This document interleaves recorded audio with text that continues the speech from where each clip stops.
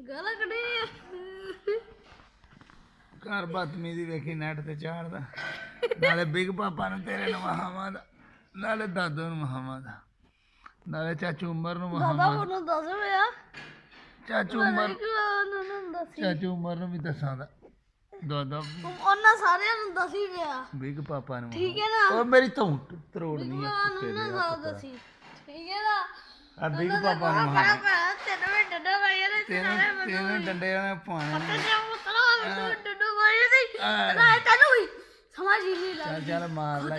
ਜਿੰਨਾ ਕਰਨਾ ਯਾਰ ਤੇਰੀਆਂ ਮੈਂ ਸਾਰੀਆਂ ਸੁਣਵਾਉਣੀਆਂ ਨਹੀਂ ਕਰ ਲੈ ਬਦਤਮੀਜ਼ੀ ਜਿਹੜੀ ਕਰਨੀ ਆ ਨਾ ਆ ਤੈਨੂੰ ਵੀ ਡੰਡੇ ਖਾਇਆ ਨਹੀਂ ਤੈਨੂੰ ਵੀ ਇਹਨੂੰ ਇਹ ਕੁੱਟ ਤੂੰ ਵੀ ਪਵਾਉਣਾ ਡੰਡੇ ਖਾਣੇ ਨਹੀਂ ਆ ਦੇ ਕੋਲ ਬਿਗ ਪਾਪਾ ਤੇਰੇ ਕੋ ਤੈਨੂੰ ਕੁੱਟ ਪਵਾਉਣੀ ਆ ਮੈਂ ਉਹ ਮੇਰੇ ਕੰਨ ਮੇਰਾ ਲੈ ਚੱਲਾਂ ਵੀ ਤੂੰ ਵੀ ਉਹਦੇ ਕੋਲ ਡੰਡੇ ਖਾਣੇ ਨਹੀਂ ਤੇਰਾ ਵੇਖ ਮੈਂ ਕਰਾਂਦਾ ਇਲਾਜ ਪੁੱਤਰਾ ਤੈਨੂੰ ਨਾ ਕੋਈ ਸਮਝ ਲੱਗਦੀ ਆ ਕੱਢ ਕੱਢ ਤੂੰ ਇਹਦੇ ਡੰਡੇ ਖਾ ਲੈ ਕੱਢ ਗਾਲਾਂ ਰਿਕਾਰਡਿੰਗ ਹੋ ਰਹੀ ਮੂਵੀ ਬਣਦੀ ਹੈ ਬਈ ਤੈਨੂੰ ਪਤਾ ਨਹੀਂ ਲੱਗਾ